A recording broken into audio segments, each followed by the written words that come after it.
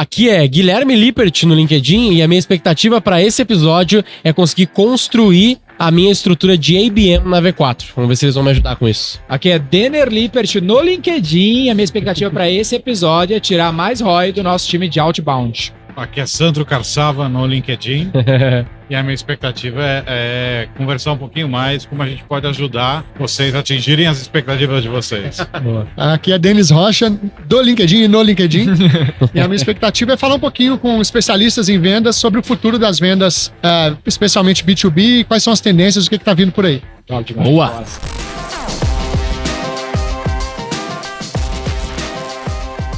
A gente tem ali na telinha, pra quem tá vendo no YouTube, os parceiros do eKite.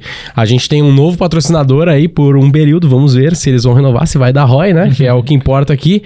Que o eKite é uma plataforma de gestão de tarefas, gestão de uma agência, no nosso caso de uma assessoria, né? Então, tudo que você precisa para fazer o seu processo, controlar o seu time, fazer as entregas da melhor forma possível e inclusive reportar essas coisas para o cliente, chegando até o nível de reportar resultados para o cliente, porque tem várias integrações com as plataformas que você consegue mostrar tudo que está rolando. O pessoal do eKite faz isso pra gente hoje na V4, então a gente é um parceiro do eKite, assim como eles são patrocinadores aqui.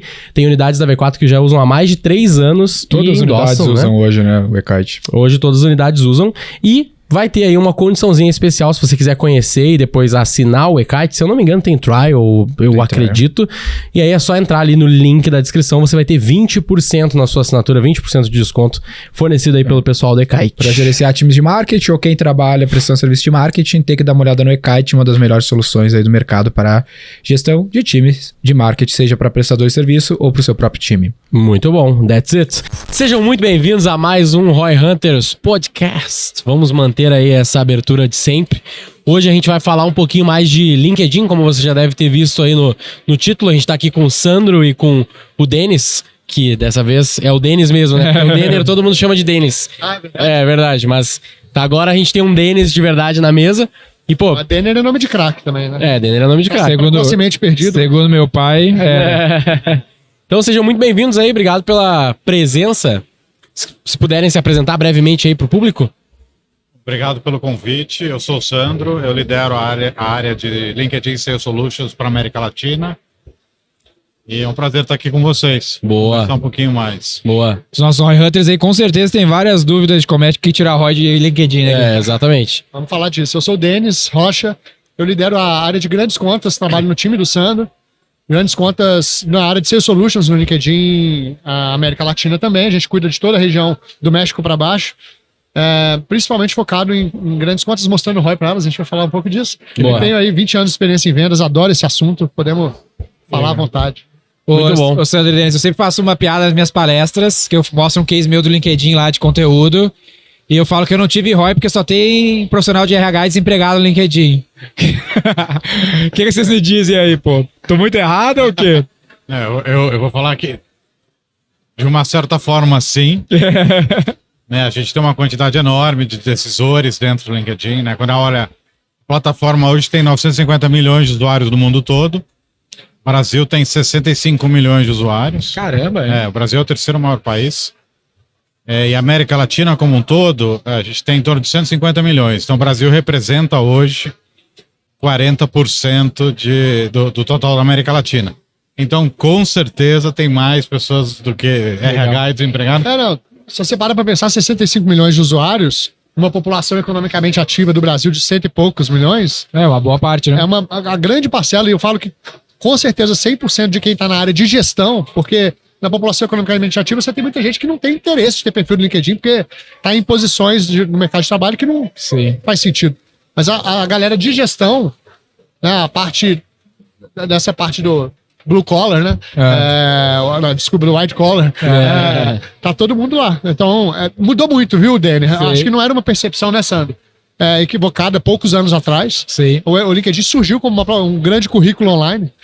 Então, por muitos anos, acho que essa visão permaneceu. Mas hoje é uma plataforma de interações e de negócios, né? E tem até aqueles memes, né? Que as pessoas se comportam de uma maneira no Instagram, de outra maneira no LinkedIn. Então, até a gente estava comentando ali embaixo sobre nosso próprio uso. Tem uma outra dúvida, né? Como é que além da base de usuários, como é que é o dado de uso, né? Se essa galera acessa. A gente tava comentando ali fora entre o time de marketing da V4 sobre o nosso uso pessoal. E eu uso bastante, porque eu gosto muito de acompanhar a cena de business em geral. E o feed é muito, muito curado, né? A galera tem esse meme, né? A galera se comporta de uma maneira no LinkedIn. Então, tu abre o LinkedIn, tu sabe que tu não vai ver aquelas indicações aleatórias do Instagram no teu feed de gato e coisa assim. Tu vai ver um conteúdo de negócio. Você até tem uma editoria própria que mostra o top 10 notícias, que sempre é bem feitinho também, que é bem interessante. Então, pra quem. E aí o Gui falou: eu não acesso tanto. Eu até brinquei com ele: então tu não te interessa tanto pro negócio. Porque se o cara. Normalmente, aí o outro CMO, um CMO nosso comentou: não, eu acesso bastante. Então, normalmente, quem tá muito afim de ver conteúdo de negócio acessa mais, né? Como é que é esse acompanhamento dos dados aí de Daily Active Users, o uso da plataforma em si, né? Além de ser o currículo online. Hoje a gente olha a plataforma. A gente consegue ver a quantidade de pessoas que acessam, obviamente, por semana, por dia, etc. Uma percepção que a gente tem ainda mais nesse mundo de decisores, se você vai fazer uma reunião, eu tenho certeza que você acessa o meu perfil. Eu acessei o seu, por exemplo, para olhar antes. Sem dúvida. Né? Então a gente cria esse hábito, né? E acho que esse feed é interessante, ele é diferente, é a plataforma de negócios mais confiável do mundo. E a gente, quando entra no mundo de vendas especificamente, que é o nosso mundo, você ainda consegue estruturar teu feed para trazer exatamente o que te interessa. Então, acho que ele é um pouco diferente de outras redes sociais nesse aspecto. Direcionado realmente para o negócio. Né? Sim. O que eu ia falar também, você mencionou uma rede social diferente das outras. Sim, porque as pessoas sabem que o crachá delas, o currículo delas está ali no meio. Então, elas pensam mais antes de falar do que em outras redes, essa é a impressão que eu tenho. Mas uma outra coisa interessante que é o nosso comportamento na rede, né? Se você quer uma rede que te gere valor, é importante que você gere valor para a rede também, né? Legal. Então, assim, você está adicionando pessoas à torta e à direita ali, sem pensar muito, você está aceitando tudo quanto é convite, ou sua rede está limpa, está com pessoas que você conhece, ou que você admira e que você quer seguir, você está publicando coisas relevantes para sua rede, de forma a se tornar uma fonte de informação, ou você quer só consumir informação dos outros. É importante ter uma estratégia para estar no LinkedIn. Sim. E cada estratégia vai ter um tipo de resposta diferente. Sim. Eu nunca aceito ninguém nas minhas conexões. Qual que é a diferença do cara se conectar e da pessoa te seguir? Então, tem um modo Creator hoje que permite que você acione esse modo para que a primeira botão de acionamento ali seja seguir ao invés de conectar. Sim. Como é que eu sei se o meu tá assim? Depois eu te mostro aqui. Porque eu tenho 1.200 convites aqui que eu leio, olha. Assim, o interessante é você adicionar quem você realmente conhece. Normalmente eu conecto com quem eu conecto. Eu conecto ativamente, assim. Isso. Você tem algum tipo de conexão, virtual ou presencial, né? Sim. Se não, é melhor que a pessoa te siga. Ou mesmo que você siga a pessoa, caso você tenha interesse no conteúdo dela. Porque senão uma das grandes belezas da rede é... eu tô on aqui, ó. Creators Mode. Boa. Então, assim, já é isso. É isso, né? Exato. Você é novo? Não, já tem um tempinho. Porque uma das grandes belezas da rede é essa, assim, se eu aciono, eu sou seu contato. E eu quero falar com o Gui. Falo, você trabalhou com o Gui na V4, você pode me apresentar? Não, na verdade eu não conheço. Isso. Aí você vai quebrando, né? Fica estranho, né? Mas eu dei essa brincada aqui, mas, cara, eu tirei muito ROI do LinkedIn. Porque eu sou LinkedIn Premium há muito tempo. E uma coisa que eu sempre uso é para ver as estatísticas de número de funcionários das empresas. Porque direto a gente está negociando com um parceiro, com um lead ou a um concorrente e a gente entra direto. Tô quase assim, toda semana eu vou lá e ver como é que o cara tá evoluindo no número de funcionários. Para quem tá nos ouvindo e não sabe, é só se o cara é premium ele consegue ver isso, né? Né? E aí eu vou fazer o meu jabá aqui, já que se você tem o Sales Navigator, que é a versão a plataforma de vendas, você tem muito mais insights além do crescimento. Você consegue ter mais informação, que ainda é mais interessante para você entender melhor o teu prospect, isso é legal. Cliente, etc. Então, para quem não conhece, basicamente a gente tem um gráfico do crescimento ou baixo, né, do número de funcionários. Então a gente sempre usa isso como uma proxy de quão bem está indo aquela empresa, né? Sim. Óbvio que não é uma proxy, né? Não é um fato, né? Que significa que ela de fato tá ruim ou mal, mas a gente usa como proxy ali no nosso dia a dia. Como é que é a questão do ROI a nível de campanhas? Não sei o quanto vocês vão poder falar sobre isso, mas a gente vê que tem muita gente que tenta utilizar o LinkedIn com uma visão B2B, assim, né? Então, já que eu tenho os decisores, já que tem essa galera, eu consigo ter um filtro muito mais eficiente na hora de fazer uma campanha, porque eu posso segmentar cargos, segmentar empresas, enfim, várias segmentações que não tem numa meta ou algo do gênero. Porém, muitas vezes a galera se decepciona, né? Porque vai rodar 3, 4, 5 mil de mídia, começa a rodar e é mais caro do que a média. Essa é a experiência que a gente tem, assim, não que não dá ROI, mas que é mais difícil conseguir fazer funcionar, mesmo tendo essa segmentação muito mais eficiente. Quanto vocês já viram isso? O que talvez essa galera esteja fazendo de errado? Um detalhe aqui só pra colaborar pra vocês é que o LinkedIn Ads é um dos produtos, né? Isso que eu ia falar. A primeira coisa, eu acho que é interessante comentar que todo mundo conhece o LinkedIn.com, né? Que é a plataforma gratuita com 950 milhões de usuários que o Sandro falou. Mas o LinkedIn tem 4 áreas de negócio. O Premium, que você falou, que é para pessoa física, né? Assinante, pessoa física, que tem outras funcionalidades que o LinkedIn.com não tem. E tem 3 áreas mais B2B, que é Talent Solutions, que são todas a Talent Learning, tudo que fala com RH. As vagas de emprego, Recruiter, tudo que tem a ver com cursos, o LinkedIn Learning também tem vários cursos dentro do LinkedIn. Tudo que é para o RH tá dentro dessa área de Talent Solutions, que é a primeira e a maior área do LinkedIn. Somos clientes também. Vocês são clientes.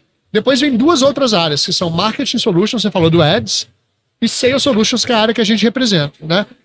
Então a gente fala que Talent Learning são ferramentas para montar equipes vencedoras. E Marketing e Sales é para você engajar com o seu cliente da maneira mais eficiente possível, né?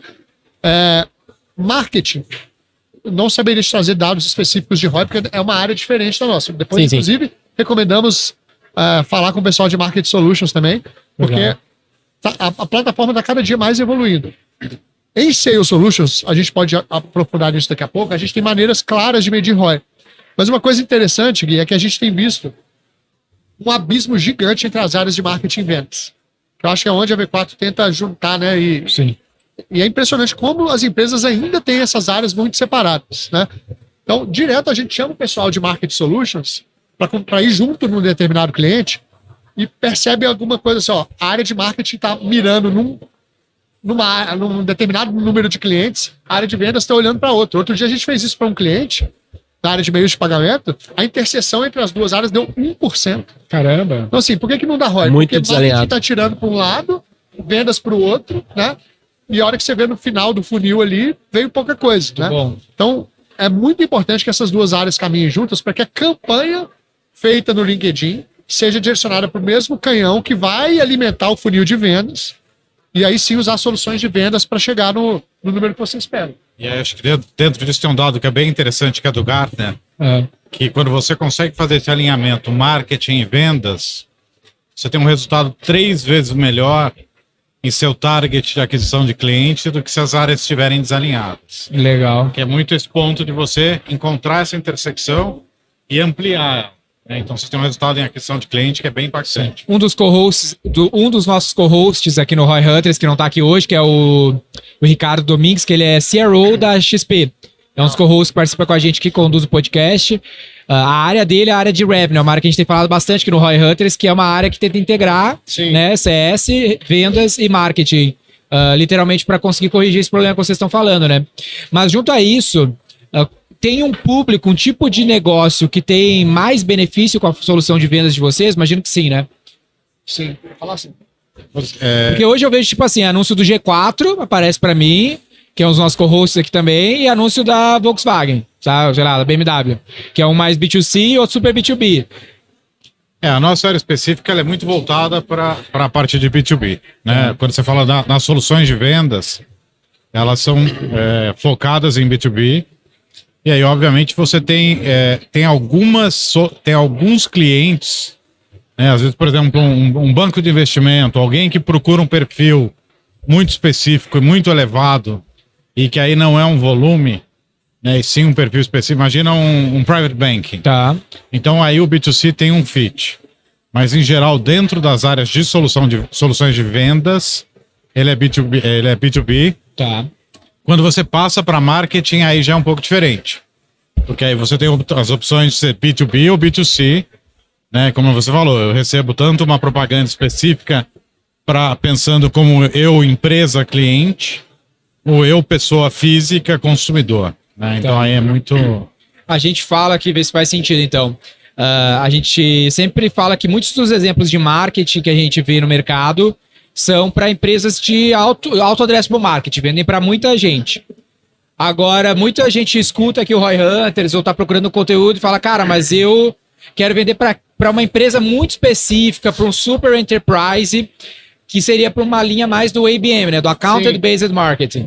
E aí uma solução de sales como o LinkedIn faz todo sentido, né? Pra galera que tá nos ouvindo, esse é o lance do Account Based Marketing. Ao invés de eu fazer um marketing pulverizado e torcer para uma parcela dessa galera me comprar, eu faço o contrário. Ao contrário, eu escolho as contas que eu quero entrar e aí eu começo a fazer todo o meu marketing para cercar ela.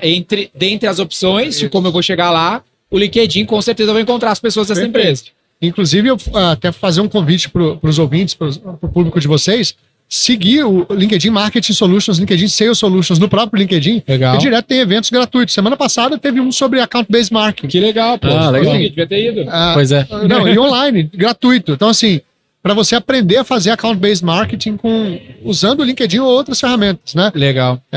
Acho essa uma estratégia fantástica e a gente tem visto cada vez mais empresas focando nisso, não dando tiro para tudo quanto é lado. Tem uma estratégia de vendas B2B assim que vocês veem que tá funcionando melhor hoje no LinkedIn? O que é os user cases da solução de sales, então?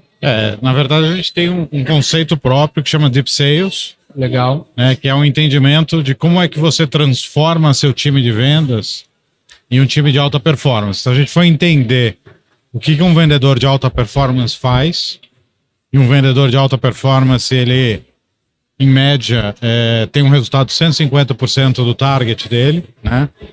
Então, quais são os hábitos que eles têm? Acho que talvez um dado que é super interessante aqui esse vendedor, ele passa menos tempo vendendo, então ele gasta 10% do tempo dele menos vendendo e investe esse tempo entendendo o cliente dele. Então ele vai lá entender se aquele cliente está no momento, se ele está crescendo, ele faz essa análise que você faz. Legal. Se ele está contratando, não está? Faz sentido eu oferecer para ele agora? Né? Então esse é um dos hábitos, entender bem o seu cliente, entender onde está a tua oportunidade de crescer, né? Quem são os clientes que você deve investir seu tempo. Certo. E você também olha o engajamento. Qual é o momento certo de eu engajar? Porque você falou, se de repente eu faço uma campanha só disparando desesperadamente mensagens. Quando tu fala engajar é o quê, nesse caso? Quais são as formas que eu tenho de engajar com o cara? Você começa a entender. Imagina que hoje num processo de vendas de uma empresa de uma grande corporação, você tem uma média de 13 pessoas envolvidas na venda, na compra. Uhum. Né? Então, eu vou ter que engajar com essas 13 pessoas. Eu tenho que entender essas 13 pessoas. Então, engajar significa... Eu vou lá ver o que essa pessoa está publicando, sobre o que ela está falando, qual é o interesse que ela tem, né? Quais são os desafios que aquela pessoa tem. Ao mesmo tempo, eu entendo dentro desse setor qual é o desafio do setor como um todo. Então, eu começo a entender momentos onde essa pessoa está. Eu começo a gerar esse engajamento, faço um comentário na plataforma, falo, pô, esse artigo que você publicou é interessante, quer falar mais sobre isso? E aí eu entendo o momento certo para chegar naquele cliente e ser mais assertivo nessa receptividade. Legal. Do que eu disparar mensagens. Mensagem aleatória, sim. Exato. E aí, uma vez disso, também a gente observa aqui dentro da plataforma, existe uma alavancagem muito grande que a gente chama de aliados estratégicos. Uhum. Né? Então, eu quero chegar para falar com uma determinada pessoa, quem é a melhor pessoa para me apresentar aquela pessoa? Pode ser alguém que já me conhece, que já trabalhou comigo, que já usou meu produto. Sim. Então, você tem aí uma estratégia mais assertiva. Eu acho que a única estratégia que o pessoal tenta fazer é a estratégia de ficar mandando mensagem. Eu vejo que é a primeira que o pessoal pega, né? Vou fazer uma lista de empresas e tal, vou usar o Sales Navigator aqui, vou começar a disparar mensagem. E aí, inclusive, tem cliente nosso que às vezes a gente comenta, né? Por algum motivo tá falando disso do LinkedIn, e o cara fala, pô, velho, sinceramente, assim, quando eu recebo uma mensagem, 99% das vezes eu nem vejo, porque o cara sempre tem alguma coisa que eu preciso, alguma solução muito nova, mas assim, a maior parte das vezes eu nem vejo. E de fato isso que você tá falando, Sandro, de conseguir interagir com aquelas, não só um stakeholder, mas vários stakeholders, e interagir não só através de tentar enviar uma mensagem aleatória pro cara tentando vender alguma coisa, mas sim se interessando pelo conteúdo, se interessando pelos assuntos que aquele indivíduo mesmo tá falando, é um formato bem interessante. Então, você para pra pensar, o vendedor de antigamente, quando você pensa num grande vendedor, era aquele que ia pra porta do cliente no dia anterior, né? Pra conversar com o porteiro do prédio, entender o que os executivos gostavam, né? Qual que era o perfil deles, o que essa empresa está contratando. por que ele vai falar? Ou seja, é um vendedor que se preparava muito para aquele momento de estar com o cliente. O que o LinkedIn está propondo agora é a automatização disso. Então, por exemplo, você perguntou, o que é engajar na hora certa? Vamos supor que você é uma lista de 100 empresas de tecnologia para prospectar. Você vende CRM. Tá bom? Todas têm fit, tá? Essa área de inteligência de vendas já fez um bom trabalho, que é um dos comportamentos é esse, fazer um bom trabalho antes. Muita gente não faz. Pega uma lista lá gigante e sai falando aleatoriamente. A partir do pressuposto que você fez esse primeiro trabalho de fazer um filtro, você tem 100 empresas para começar a falar. Por onde eu começo? Né? O que a gente chama de momento certo de engajar, vamos supor que uma dessas empresas acabou de contratar um concorrente seu, um contrato de 3 anos. Tá. Ela não vai estar no momento para falar com você. Ela só vai Sim. pensar em CRM daqui a 3 aanos. Né? No Sales Navigator agora, no LinkedIn, a gente consegue falar da indícios de interesse. Por exemplo, no caso da V4, vamos falar. Quem está salvando, quem tá seguindo a página da V4? Legal. Quem está interagindo com os vendedores de vocês, né? Aceitando os convites de conexão, respondendo e-mail. Quem está entrando ativamente na página de vocês ou na webpage via link do LinkedIn, né? Agora, isso no nível empresa, agora a gente está indo para o nível produto. Quem está buscando no LinkedIn palavras-chave, produtos que vocês vendem? E eu te entrego, ó, estas empresas têm um potencial maior de querer falar com você do que outras que não estão procurando nada disso, Sim. né? E isso aumenta muito a sua chance de ser bem sucedido na sua abordagem. Sim. Mas aumenta a chance. O tipo de abordagem, como o Sandro falou, faz muita diferença. Se você é uma pessoa que está ali, salvou aquele lead, está interagindo, está vendo os posts que ele faz, né? O Denner, quem quiser vender para você, se você é ativo no LinkedIn, como você falou, se a pessoa te chamar para falar de um assunto que você postou, a chance de você responder é muito maior do que ela falar. E aí, man, tem uma solução aqui pra você. Tem uma solução maravilhosa para o seu negócio, porque você sabe que é totalmente spam, né? Sim. Então, entender o perfil, entender o momento de engajar e tem uma abordagem personalizada, a chance de sucesso é muito maior. Talvez pode ser talvez eu possa estar exagerando aqui no conceito, mas é quase como quando tu faz isso no dia a dia, né? Porque é muito mais fácil eu conectar com um empresário ou com um prospect que eu tenho aqui, só que eu fazer isso através de um happy hour ou fazer através de algum local que a gente se conheceu como um podcast, por exemplo, que é muitas vezes o que acontece aqui. A gente convida alguém que a gente, acha o cara interessante, viu no LinkedIn, o cara tem um puta currículo legal e tal. A gente traz o cara, conversa, tem uma baita conversa, dá 1, 2 semanas, um mês, o cara fala, velho, lembrei de você, tô precisando de uma solução aqui. Exatamente. Do que se eu tivesse tentado vender pra ele aleatoriamente, né? Eu me conectei por um assunto em comum e depois, por acaso, fez sentido surgir um processo. A galera erra muito no gancho, né? Da iniciação da conversa, porque a pessoa direto recebe aqueles e-mail. Sim. Que sei lá o que é, eu acho que é um É um tipo de anúncio, no LinkedIn. Comunicação direta dentro da plataforma do LinkedIn. Mas ela é paga? A pessoa paga pra mandar? Porque eu recebo mensagens tem o pago, que né? elas entram como e-mail, que ela entra tipo uma tag, que eu já vejo que é um spam. Vem patrocinado, Não, tem os ads, quando é patrocinado é porque Que daí o cara já dá uma ignorada. Aqui, ó, e-mail. Patrocinado. E aí os outros é normal. Aí um bem e-mail, outro é normal. Eu sei que a gente fala de um frame que é sempre aquisição, retenção e monetização. A gente tenta fazer as coisas assim. Então eu vejo que às vezes a galera talvez vai usar o Sales Navigator e vai tentar fazer um pitch direto. Eu tenho um RP aqui pra ti, não sei o quê. Ao invés de tentar criar alguma coisa que vá adquirir, reter, para depois monetizar. Exato. O Roy Hunters, para nós, muitas vezes é isso. A gente convida um CMO, um Head Marketing. Cara, vamos gravar um podcast com nós, esse podcast é maneiro e tudo mais. O cara, vamos. Porque aí a gente cria um relacionamento, o cara gosta da gente, depois a gente vai vender algo pro cara. Vem no ponto, né, que a gente percebeu do comportamento dos vendedores de alta performance, você foi no ponto certo. Antes a gente prospectava, vendia e criava relacionamento depois. O vendedor de alta performance percebeu que é o contrário. Você cria relacionamento antes, depois você ganha o direito de vender para aquela pessoa. E dependendo Faz sentido, né? E dependendo da empresa, da complexidade do produto, demora um tempão, né? Pra te fechar uma venda do momento que tu iniciou o relacionamento. Sem dúvida, sem dúvida. Quer?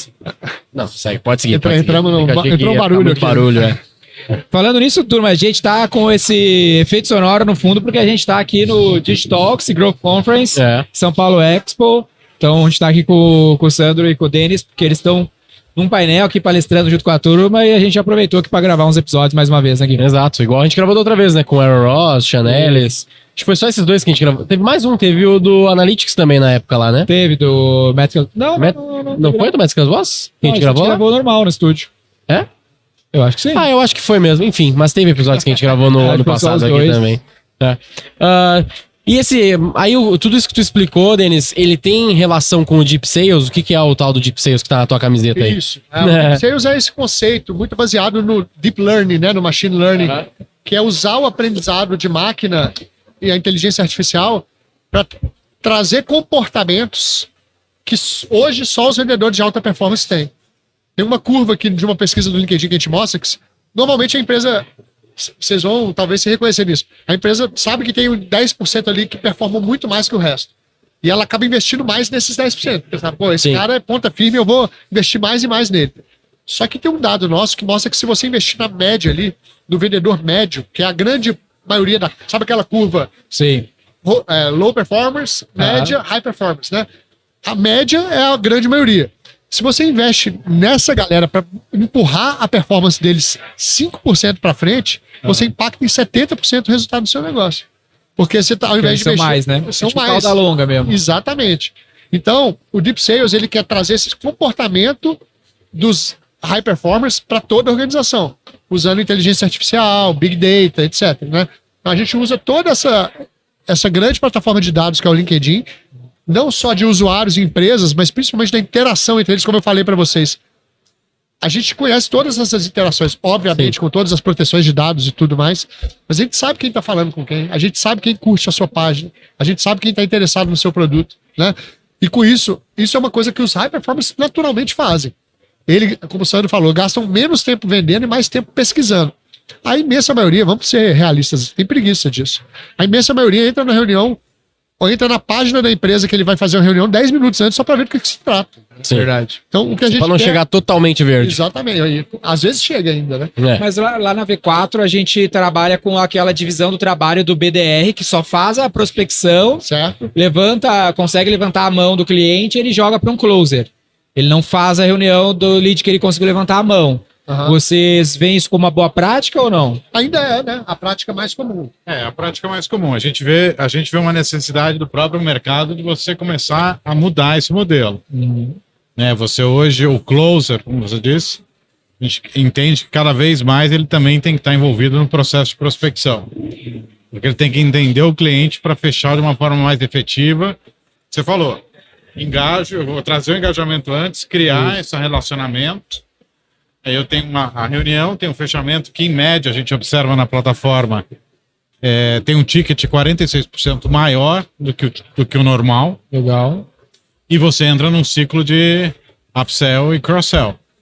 Né, que aí, nos vendedores de alta performance, representam, em média, 30% do resultado deles. Então, cada vez mais a gente vê movimentando uma demanda de uso de... Porque uma dúvida que me veio na cabeça aqui é que uma dificuldade que eu tenho assim, quando eu quero prospectar uma conta muito relevante e eu quero, vamos dizer assim, eu quero prospectar muitas contas mais relevantes possível, quero fazer um processo em escala. É muito difícil, aí eu quero ver se você tem uma dica, eu conseguir ter vendedores que chamam a atenção do prospect. Sim. Sabe, tipo, se eu contratar um monte de BDR lá para prospectar cliente, o cara vai entrar no LinkedIn, eu vou receber uma mensagem no LinkedIn do Jonas, e o cara vai lá assim, caralho, o Jonas tá 1 mês na B4 e antes era, sei lá, vendedor na Magazine Luiza e agora tá aqui me prospectando e eu sou o CMO da Claro. Aham. O cara não vai responder. Aham. Versus eu mandar uma mensagem pro cara. Sim. Dificilmente ele não me responde. Só que eu não tenho como ficar prospectando. Como que tu dribla esse aspecto do próprio perfil, do currículo do vendedor ser bom o suficiente para conseguir chamar a atenção? Eu já fiz, por exemplo, de eu emprestar o meu perfil. Uma vez eu fui para os Estados Unidos, eu queria fazer um intercâmbio nos Estados Unidos, queria conhecer muita gente. Aí essa é uma baita história, eu contratei 3 intercambistas da Holanda, de Paris e uma do México, que elas ficavam logadas no meu perfil, mandando mensagem pelo LinkedIn para vários CMOs, heads de marketing dos lugares que eu ia passar nos Estados Unidos. Aham. Aí eu fui de Miami a Boston de carro durante 40 dias, eu fiz 40 reuniões via LinkedIn, com o CMO da Unesco, na ONU, em Nova York, mas eles usavam o meu perfil, aí a pessoa me respondia. Isso é growth hacking, né? Esse é Agora, não é um comportamento que a gente não é o que a gente incentiva, indica, tá? Mas eu entendo o seu Funciona, dilema. mas não pode dizer que funciona. Mas aí acho que um ponto também é que tipo de mensagem era mandada, né? Porque eu acho que a mensagem não é só o perfil. é o que você leva de valor para a pessoa. Né? Quando a gente fala de um relacionamento desse, se você leva alguma informação, algum ponto de valor, então, porque a gente treina, a gente não só vende a plataforma, a gente treina como ser mais efetivo no uso. Então, provavelmente essas intercambistas, nesse processo que você teve, elas tinham uma mensagem assertiva que deve ter sido alinhada com você, que é: eu quero encontrar com você por esse motivo, esse motivo, esse motivo. Então a pessoa também tem uma tendência maior a responder. Não, E ela estava apoiada no meu currículo, porque ela estava mandando pro meu perfil, né? Não, o Sales Navigator tem uma ferramenta para escalar esse processo que chama Team Link. Então, assim, todo usuário do Sales Navigator, ele conhece, se você instalar o Team Link, ele conhece toda a rede da empresa inteira. Então, assim, você pode ter BDRs prospectando e vendo, pô, da minha lista de 100 empresas para prospectar hoje, 40 são contatos do Denner. Legal. E aí ele usa o Team Link para fazer, já prepara a mensagenzinha Ghost para você, fala assim, Denner, me apresenta pro fulano de tal aqui. Ah, legal. E aí você já aciona a sua rede para marcar essa reunião. É muito legal, cara. Agora, eu entendo esse desafio. O desafio de escalar a prospecção de qualidade é complicado. O ideal é que também tu pense muito qual é o perfil do Hunter ali, do BDR que tu tá contratando, né? Senão... E aí é onde a gente vê esse modelo, cada vez, vamos chamar de híbrido, né, de BDR com o próprio AE, funcionando cada vez melhor. Pra você ter uma ideia, no LinkedIn, o nosso modelo, o AE, o Closer, ele é responsável por 60% dos leads dele mesmo. Ele mesmo gera. É 60% a prospecção própria. Então, assim, primeiro para isso que o Sandro falou, de gerar um compromisso do Closer, de se comprometer com a qualidade dos leads também. E segundo, para ele não ficar ancorado no BDR e falando, não, eu não vendi porque o BDR não me entregou lead, entendeu? Então a gente tem tentado um modelo. Aí o pessoal fala, mas como é que você consegue o Closer fazer? Cara, consegue, tem que fazer. E acaba que a qualidade dos leads, o nosso pipeline é menor, mas a qualidade dos leads é mais alta. A taxa de conversão acaba sendo maior? Acaba sendo maior. Ela é maior. E vocês indicam um processo de mais volume ou de mais qualidade, assim? No sentido de topo de funil, o cara tem que prospectar muita empresa, muita gente para ter ROI, ou ele tem que perder mais energia na inteligência comercial? Olha, eu vou te responder que aí depende um pouco, assim, a tendência, né, e até para você gerar uma receita mais, até para crescer a receita, é você prospectar de uma forma mais assertiva. Eu prefiro ter um investimento do meu time em termos de tempo, em contas que eu sei que vai me trazer uma receita muito maior, do que disparar desesperadamente para todo mundo. Vai muito do perfil do cliente, mas em algumas situações você tem que encontrar um ponto ideal.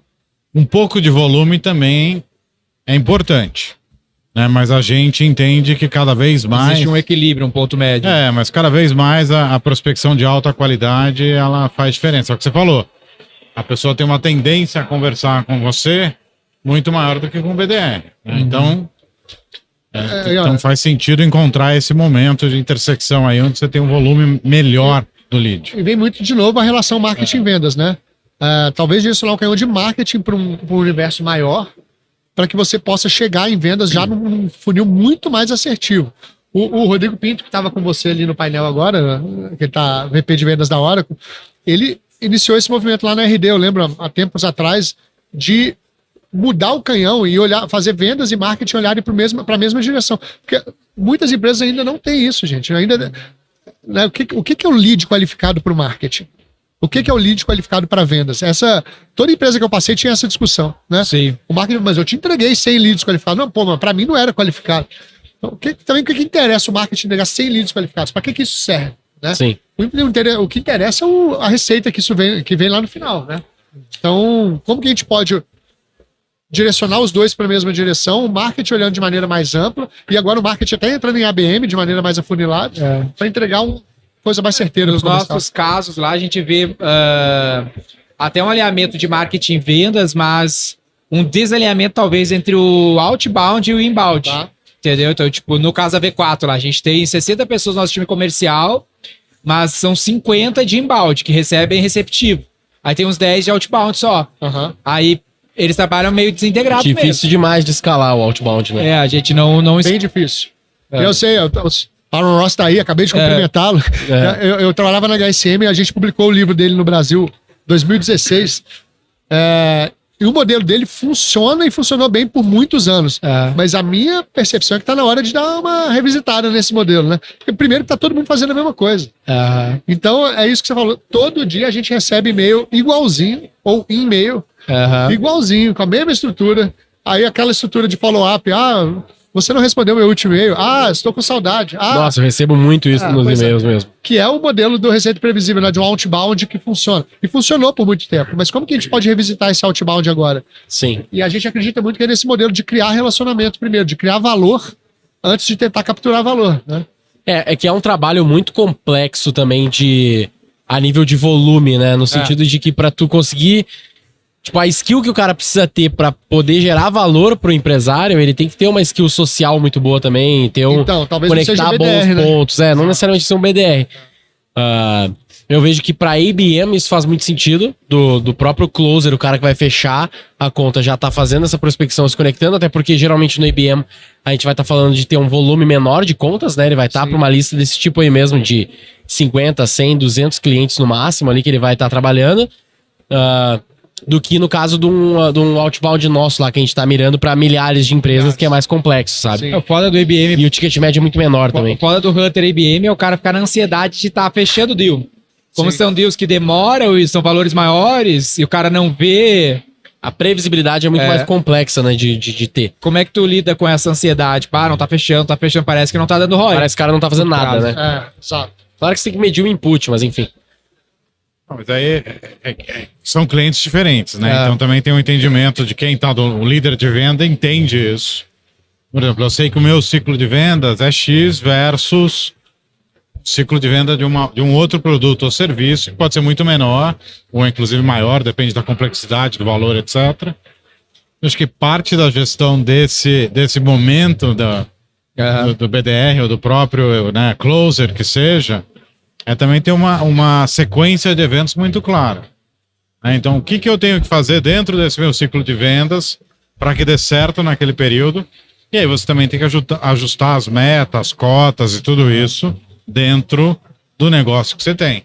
Sim. Porque se eu dou uma cota para ele que ele tem que cumprir versus um negócio que o ciclo de vendas é muito maior, Sim. aí você gira uma frustração enorme, né? Então não tem sentido. O que a gente fala, o Gui até mencionou rapidamente, a gente fala que às vezes o que vai ajudar é tu ter uma métrica, focar nas métricas de input. Às vezes a receita não é a métrica de sucesso, entre aspas, né? Porque tu não controla a receita, entre aspas, aqui tô vendo aspas pra galera que tá ouvindo e não vendo. O que a gente quer dizer com isso? Pô, como demora muito, né? E tem vários fatores que vão influenciar o fechamento do deal, deixa eu controlar, por exemplo, quantos contatos ele tá fazendo, quantos engajamentos Quantas ele tá conexões ele conseguindo. teve, quantos Vamos dizer engajamentos. que a minha métrica de engajamento é conseguir CMOs que participem do Roy Hunters. Aham. Pô, então quantos CMOs participaram do Roy Hunters esse mês? Pô, dos 4 episódios a gente conseguiu 2 novos CMOs. Legal. Das minhas 100 contas aqui, quantos que eu consegui levar num evento, levar no Roy Hunters, fazer alguma Porque isso conexão. em algum momento vai, né, cada um no seu prazo, né, vai teoricamente desdobrar num deal. Mas no curto prazo que eu olho pra esse input. Se for pensar na lei dos grandes números, isso aí... Eu tava pensando aqui, né, que a gente poderia criar, tipo, uma tabela de engajamento com meio que checks que você pode ir dando na conta, né? Tipo, essa aqui a gente já conseguiu o CMO no Roy Hunters. Essa aqui a gente já conseguiu trazer o CEO no AMX Tem na aqui e linha tal. Você vai a tendo... conta e na coluna o que Todas que é as ações de engajamento. engajamento, Participar do Roy Hunters, participar do Já evento. troquei ideia com esse cara no LinkedIn, já, sei lá, fiz um post collab com esse cara, já levei no Roy Hunters, olha lá, Então, duas coisas vai que eu tendo posso vários pontos, né? falar sobre isso, até fazendo um benchmark público aqui, né? Como a gente faz no LinkedIn, a gente mede muito KPIs de engajamento. Então, a gente tem alguns KPIs de quantas... Você tem as suas contas. Quantos executive meetings você fez esse mês? O que é executive meeting? Você saiu ali do decisor média gerência e conseguiu falar com um diretor daquela empresa. Legal. Né? A gente tem metas semanais disso, né? Legal. Quantas prospecções você fez essa semana? Até o meu time, que é de pós-venda, tem meta de prospecção. Porque a gente tem meta de crescer a nossa carteira de clientes. Prospecção de novos clientes. Não, dentro das contas atuais. Tipo uma métrica de revenue. mesmo. Isso. Pode ser dentro do cliente atual, fazendo upsell ou cross-sell, mas pode ser também prospectando a hierarquia daquela empresa, né? Ou no nosso caso, América Latina, eu tenho um cliente no Brasil, mas eu não vendo para ele ainda no México, né? Top demais. Cara, esse é um lance que a gente criou agora e é muito ROI mesmo. Exatamente. Prospectar dentro da mesma base. Dentro da mesma base.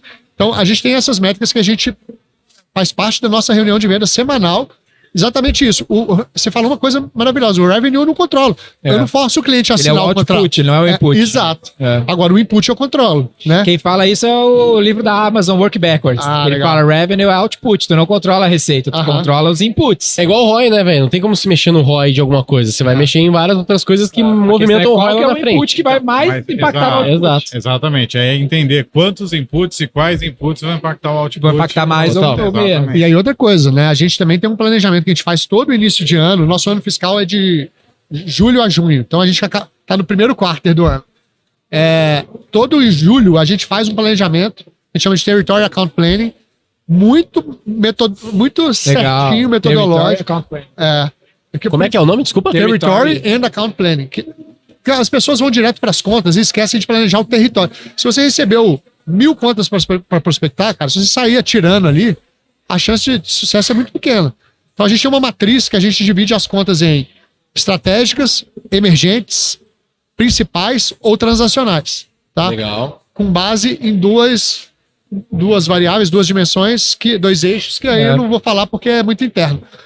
Mas agora, se a conta tem aqui alto, se a conta tem isso aqui alto e isso aqui alto, ela é estratégica.